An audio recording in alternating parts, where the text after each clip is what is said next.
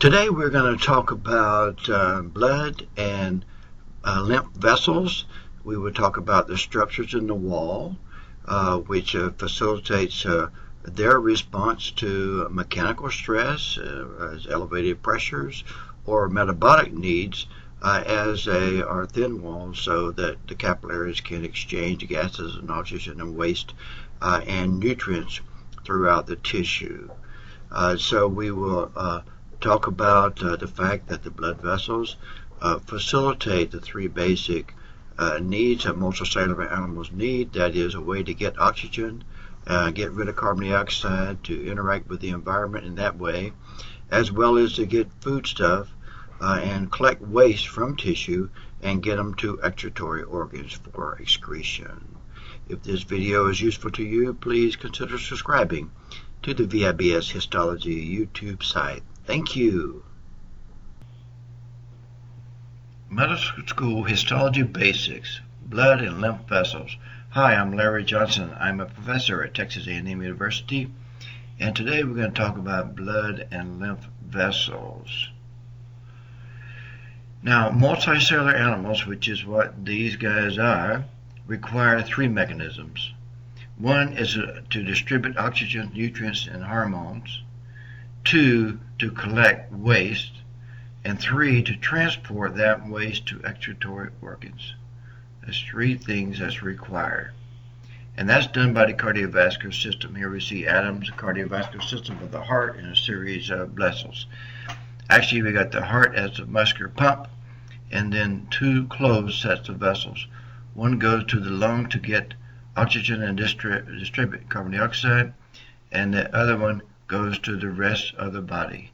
As you see, two closed sets of vessels, continuous only at the heart. Now, if you look at these different vessels, you got the aorta, arteries, arterioles, capillaries, venules, and the vena cava veins. And here you can see the pressure. And so, coming from the heart, you have the pressure, and it's expanding the pulse. There's pulse in there.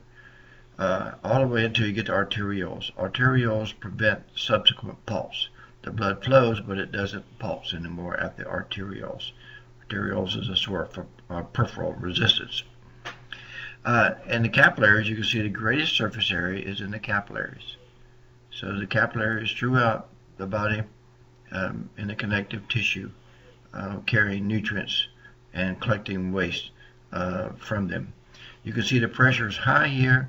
It's going down. We can take the pulse in our arm because there is a pulse in the arteries and in the arterioles in the beginning, and then when you get back to the vena cava, it can actually be negative. So we would expect to find in these vessels various structural components that facilitates withstanding the mechanical stress. So if you coming from the heart, you have a lot of mechanical stress, so you expect to see a lot of elasticity, a lot of elastic arteries, and the muscle. The smooth muscle does not cause movement of blood; it restricts the flow. It closes a caliber on the blood vessel. Is what it does. And so you have a more smooth muscle and elastic tissue with mechanical stress. As you have less mechanical stress, you lose your elastic tissue, get less and less, and the smooth muscle layers get less in the arterioles right before you get to the capillaries. No smooth muscle in the wall of the capillaries, and that makes it thin for the metabolic needs. You also have venules coming back, and then veins, and actually the larger veins you can pick up some elastic tissue. So what's in the wall is thick muscle here, a little bit of muscle in the venous return because there's a little stress that is overcoming. So blood vessels are adapted for mechanical stress and also metabolic needs. And here we can see, coming from the heart, you have a certain amount of pressure, about 120 millimeters of mercury, coming from the heart, going into the aorta, the elastic artery, and it expands. And then when the heart is no longer contracting during distally, then the elastic arteries maintain the pressure whenever the heart is not pushing out. So it maintains pressure in between heartbeats. That's what elastic arteries does. And then we have muscular arteries, and that's to distribute blood and maintain pressure. And you can see one of those elastic arteries with a lot of muscle in between there. That's a muscular artery, I should say, muscular. And then we have arterioles, and that's the one that sets up the peripheral resistance. That's like the oil filter in your car that allows you to have pressure in your oil. And so it's the one that eliminates the pulse for subsequent blood vessels that goes down through there. Distributes blood. We see arteriole or the venule there. And then for gases exchange and nutrients exchange and waste exchange, we have the capillaries. See a longitudinal view and a cross section. These are endothelial cells lining those. And then we have venules. Venules after we get the arterioles, capillaries, and venules. And the venules is a source of edema. That's where fluid leaks out when you have a bee sting or some fluid. And then there's different types of capillaries that we'll see. But here we can see the venous part and the arterial part and what's in the wall. All of them have blood vessels that nourish the blood vessels themselves, and we call those vasovasorum. Vasovasorum, they have nerves too that causes a contraction of the smooth muscle. So there's a large vein and a muscular artery where you have a lot of smooth muscle in the wall of the muscular artery. And we'll study the capillaries in a minute. There are basically three layers in the wall. The closest layer to the blood is the intima, tunica intima, and that's an endothelial cell. You always have endothelial cells lining all blood vessels and lymphatic vessels. Sometimes you can have connective tissue too. And then you have the interelastic lamina, which is the light thing that we see going through there. So all that is intima.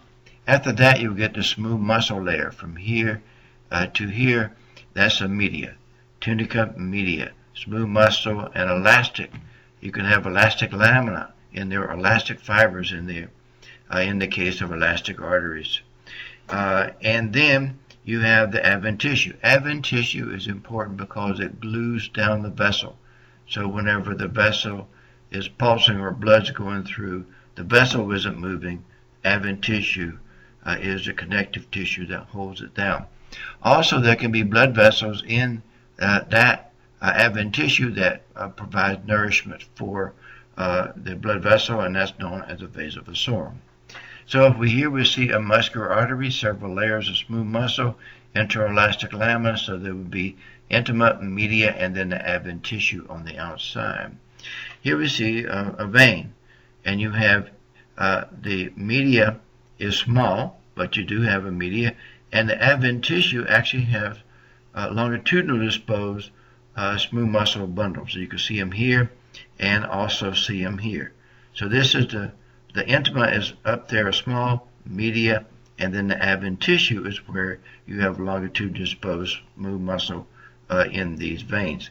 Also in the veins you can have valves, and you can see valves here which are covered by endothelial cells, connective tissue covered by endothelial cells, and it will trap the blood, and you have that in the veins but not in the arteries.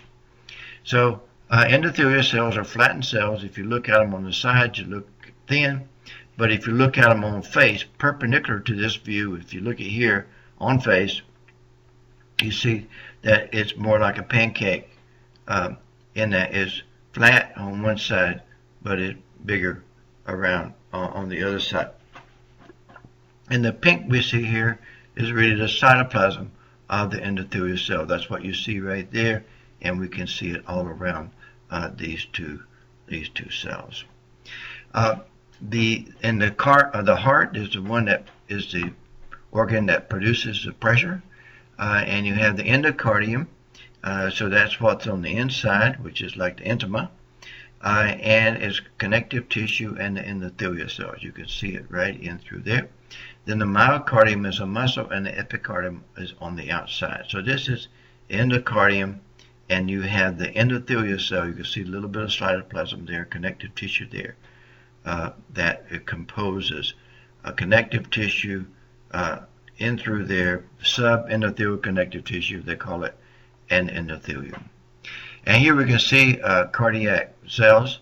Cardiac cells are branch cells, 1 or 2 nuclei per cell, and the nucleus is more in the middle. And also the cells are attached to one another with these intercalated discs. So in striated muscle, you have the striation, which is where the sarcomere is, a contracting unit of it, but also we have where one cell attaches to another cell, as you see here and there, and that is the intercalated disc. So this is the intercalated disc that we're seeing there. And here we can see it's actually macular adherence, and is also desmosomal and fascial adherence type junctions that have there. And then outside the heart, you have the epicardium, the outside, and it has a lot of fat associated with it, and it's above the myocardium. So you can see the fat, and then there's also vasovascular in there as well. Now coming down between the ventricles of the heart are the Purkinje fibers. The Purkinje fibers are modified cardiac muscle cells, modified cardiac muscle cells that carries electrical impulse down to the tip of the ventricles and then back up the sides for the ventricles, both right and left, to contract at the same time. So the Purkinje fibers are coming from the SA node, which will organize the contraction of a heart. And you can see one of these cells, there's a nucleus there, it's a big cell, has a lot of glycogen in it, which has been removed. That's what makes it more light. Also in the endocardium, you have the endothelial cells, of course, lining here, but also we have the valves. And you can see where the myocardium, through connective tissue, is attached to the valves. The valves are connective tissue with endothelial cells lining. So the blood always touches endothelial cell. Myocardium, you can see where the connective tissue comes in. And here's a hieroglyph of this showing you the endocardium in through there, which is the endothelial cells, subendothelial connective tissue, and then how that connective tissue attaches to the myocardium. You can see the endothelial cell here very nicely. Now, if you come out of the heart to the aorta, you see a large elastic artery, and that's what we see right here. This is the adventitious on the outside. So this big area through there is the tunica media, and the tunica intima is the endothelial cells and the subendothelial connective tissue, as we see there. So what we see here are smooth muscle cells in the wall and these elastic lamina. Lamina are sheets, so sheets of elastic tissue in through there. Also in the connective tissue and adventitious, we see the vasovascular, and you see some various vessels in the vasovascular, which are vessels that feed the blood vessel itself. It's too thick to get nutrients from the lumen, and so it has to feed it from below.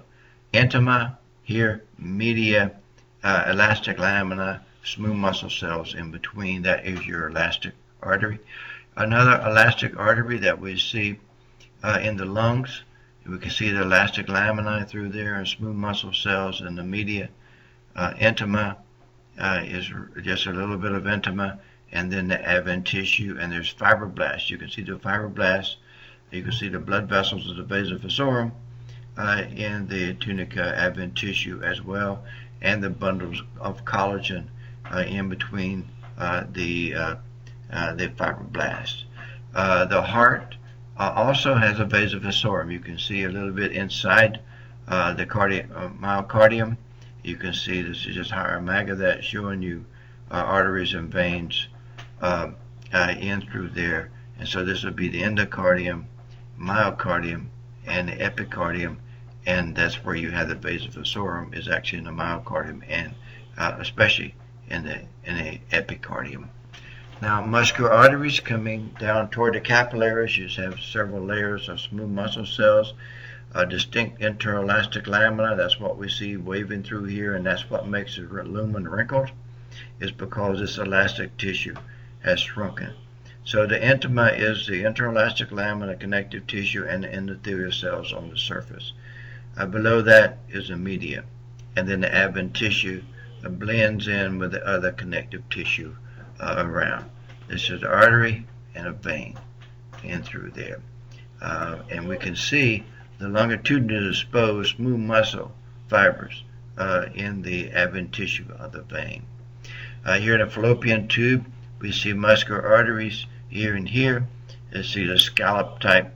You can see the interelastic lamina very nicely there, which causes the surface to kind of wrinkle up. So that would be the intima, media, and the adventitious, small vein here, a large lumen for the thickness of the wall. And that's what you want to look and see how big the lumen is in relation to the thickness of the wall in terms of identifying whether it's a venous side or the arterial side. Muscular arteries, we can see here, these are the smooth muscle cells, these are interelastic. These are the elastic membranes or elastic lamina that come in through here. Lamina is not as elaborate in the muscular arteries as it is in the elastic arteries, but it do have the interelastic lamina makes a kind of wrinkled appearance in the blood vessel or the muscular artery. And here we can see the vein. This is the hepatic portal vein here, and we can see the intima is just a little bit with the endothelial cells. The media is through there, and then the adventitious is this portion here with connective tissue and bundles of smooth muscle longitudinally cut. This is longitudinally exposed. Here we see is cross-sectional cut, and this is longitudinally cut. But so this makes a circle around the vessel, and this runs down the length of the vessel. And so we can see that again, the tunica media and then the tunica adventitious. This is the adventitious because they got smooth muscle that's longitudinally moved.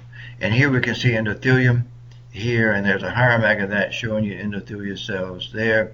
And note that this is quite different than the epithelium that you see on a common bile duct. This is simple columnar, simple squamous. And here we can see the simple squamous cells, the endothelial cells, and this vein where it has bundles of smooth muscle in the adventitious media. So this would be the intima, media, and the adventitious out through here. Large veins have valves. Valves have connective tissue with endothelial cells draped over them. That's what we see. And you can see the valve goes all the way across, and the valve, all we see is a sliver of it, but the valve is really like a sheet that will prevent blood from going through whenever it's closed. Here we can see the vasovasorum, which is a blood vessel, little arteriole in the heart epicardium, and myocardium has it too. But that's what we see. The endothelial cells are in face view of endothelial cells and smooth muscle cells of the vasovasorum, as you see. And here we can see the muscular artery in through here, interelastic lamina. You can see some little arterioles coming down from muscular arteries to arterioles. Here's venules. Look how big the lumen is, odd shape of the lumen, and the thinness of the wall. And then here, the tiny things that we see there are the capillaries. So these are the capillaries that we see. We can see some capillaries, which are the vasovasorum, and through there. And so we're going from muscular arteries, arterioles, capillaries, and then on to venules. Here we see arterioles, here and here, one or two or three layers of smooth muscle around the endothelial cell, muscular artery here, and we see more capillaries. Capillaries in through here with a couple blood cells inside there. If we look at electron micrograph of a little arteriole, we see the epithelium, which is the endothelium. Endothelium, we see junction between adjacent cells here, tight junctions that we see, and we see the internal elastic lamina, and then we have smooth muscle cells that we see. And so the capillaries are actually of three types. You have the sinusoidal, which is the greatest one, got gaping holes in the vessel wall. In order to have that type of vessel, you have to have the epithelial cells have to support the wall, and that's what happens in the liver. And then we have a fenestra, which are little holes in through there, and we see those in the kidney and adrenal for flow to occur, and that is fluid flow through the vessel. And then in some places, the brain, the muscle, we have a continuous capillary, continuous such that you don't have a lot of flow of fluid out. Nutrients might migrate through, but you don't have fluid. You can't have edema in muscle or the brain. And here we can see those different ones. The continuous one has a cell all the way through. Here it's got a distinct basal lamina in through there, and transport occurs in vessels. So you have vesical transport. In fenestrated, you have little holes in there that fluid can go through. You have that in the kidney. You have that in the adrenals. And then in the liver, a sinusoidal, this is a hepatocyte in through there which supports a vessel, but you have these gaping holes. And so that the fluid itself bathes the hepatocyte is what you have there. Quite a bit different than what you would have in muscle or brain or even the testis. So you have to have continuous capillaries in there, but there are some places you have gaping holes in the wall. So in terms of the different types, you have continuous capillaries, you have fenestrated capillaries, and you have discontinuous capillaries. The basal lamina is complete. All epithelium sits on basal lamina, and endothelium is an epithelium, so it sits on the basal lamina, but it's incomplete or maybe lacking in some places in the discontinuous or the sinusoidal. And so examples of the continuous, as we said, brain, muscle, testis, thymus. For the fenestrated, adrenal, glomerulus, and the kidney. And then the discontinuous would be the liver, spleen, bone marrow. And these other two are part of the immune system, and you have to have blood cells migrating through. So you need a pretty big hole for them to be able to get through easily. Here we see in the adrenal, there's the capsule of adrenal, and then here we can see the little sinusoidal vessels that go through there. This is the cortex and the medulla, but right in through there is where we see endothelial cells, which are fenestrated. In the liver, we can see the sinusoidal ones, and as I mentioned, the epithelial cells have to support the blood vessel, and that's what you see. So the blood vessel doesn't want to pop out because the epithelial cells, the functional cells, the hepatocyte, is supporting the structure of the wall. Another place is in the bone marrow. Here we see a piece of bone in through here. This is one of the ribs, and if you look inside there, you can see the sinusoidal vessels. It's the endothelial cell that goes around through there, and that is a sinusoidal. You can see another one right in through there where red blood cells and white blood cells are produced outside the blood vessels, and they have to migrate in, and so you need a pretty big hole sinusoidal to accommodate that. Here we see in muscle, this is continuous capillaries. We see another continuous capillary. This is the endothelial cell. There's its cytoplasm in through there in a skeletal. This is cardiac muscle. Cardiac muscle, you can see the intercalated disc there. And so continuous capillaries, you see in through there, there's a endothelial cell, and there's a little pericyte that's associated with it. Here's muscle in the tongue, and we can see the continuous capillaries. So you see the endothelial cells are actually branching in through there, multiple branching as it carries blood from cell to cell. We can see the capillaries in through there. These are continuous capillaries that are in muscle of the tongue. Also, we can see endothelial cells and lymphatics. And in intestinal villus, it has a central central lacteal that's in there. You can see one here. You can see parts of one over there, parts of one over here. This is a central lacteal there, lined by endothelial cells. It starts up there, and then it also comes down through the base to carry fluid back and fat back to the bloodstream via the thoracic duct, and that doesn't go through the liver first. Other nutrients go through the liver before it goes throughout the body. And then here we see the bile duct, and we see a muscular artery.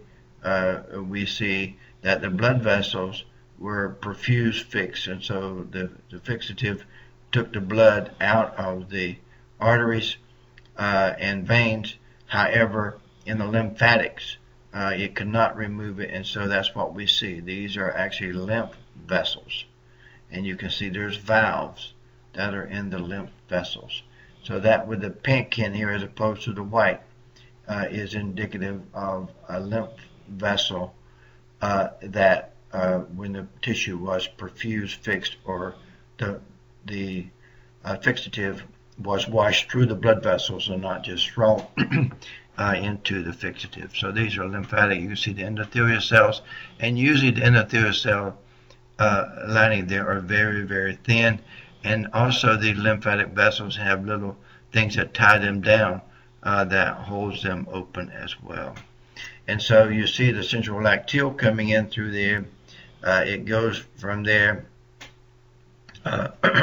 back to the bloodstream via the thoracic duct. So the thoracic duct carries a lymph back, and that joins up with the vena cava before it gets back to the. Here we see a lymph node right there. So this the lymphatic system is a way that fluid is returned to the bloodstream. Whenever you have edema, it's taken up by the lymphatic vessels and returned to the blood. Also, it transports hormones and antibodies and natural fats, so that you get those through the lymphatic system. And we see the thoracic duct here. It has some circular muscle, but mostly it's connective tissue. But you can see where the muscle is oblique and spirals around. You can see where the pink muscle, smooth muscle, is spiraling around. It too has endothelial cells lining the lumen. So this would be the media of it and the avid tissue. These white things out here are white fat cells. White fat cells look like chicken wire. Here's a spermatic cord showing you the vein with a valve in it, little artery, and then here is a lymphatic with a valve in it. And you can see the endothelial cell nuclei on through there. And so this is a lymph, because as again, these were not, fluid didn't come out whenever you perfused with the vasculature.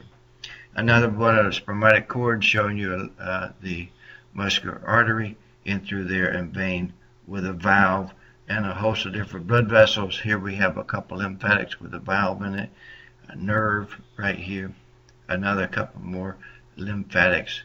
This is a vein and an artery in through there, and lots of vessels. So in summary, multicellular animals need three mechanisms. One is to distribute oxygen nutrients, get rid of waste or collect waste, and to transport it to excretory organs where it can get rid of it. And so the pressure is produced by the contraction of the heart.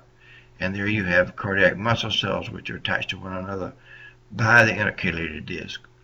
And then we have exchange with capillaries. And here we see that there are different types of capillaries in muscle. Here you have continuous capillaries. When fluid does leave the venule, which is the main source of edema. It then is returned back to the bloodstream. The fluid is returned via lymphatic vessels, which also collect hormones, antibodies, and fats. And then the blood vessels all along the way, including the heart, are modified in terms of what they have to adapt to mechanical stress, whether it's high pressure or whether it's a metabolic need that's there. So we have a couple questions. Which of the following structure functions about the cardiovascular system do not match? The heart produces pressure during diastole. No, it does it during systole. Okay, and then elastic arteries conduct blood and maintain pressure. No, they maintain pressure during diastole, not systole. This is a contraction. They maintain it whenever the heart is not contracted. Muscular arteries are the source of the peripheral resistance. No, it's arterioles is the source. So the answer is E. None of these match. Okay, which type of the capillary location do not match? Continuous capillaries in muscle. Yes. You cannot have edema in muscle. Fenestrated capillaries in a glomerulus of a kidney. Yes. Continuous capillaries in bone marrow. No. You need sinusoidal capillaries in a bone marrow because you need to have cells to be able to migrate through. So the one that doesn't match is C. And so we want to thank the various people, the books from which some illustrations were taken, because that's the source of those. I've not produced any of those, and we thank the books from where they're sourced. Here we see some fossils in the wall of a Santa Elena Canyon in Big Bend. You can see these fossils that are embedded in the wall itself. You see the different layers of rocks, and this is a different type of rock than that rock. So that's the end of Medical School Histology Basic, Blood and Lymph Vessels. Hopefully this was useful. If it was, please consider subscribing to the VIBS Histology YouTube, and also share it with your colleagues and someone that might could use this information. Thank you.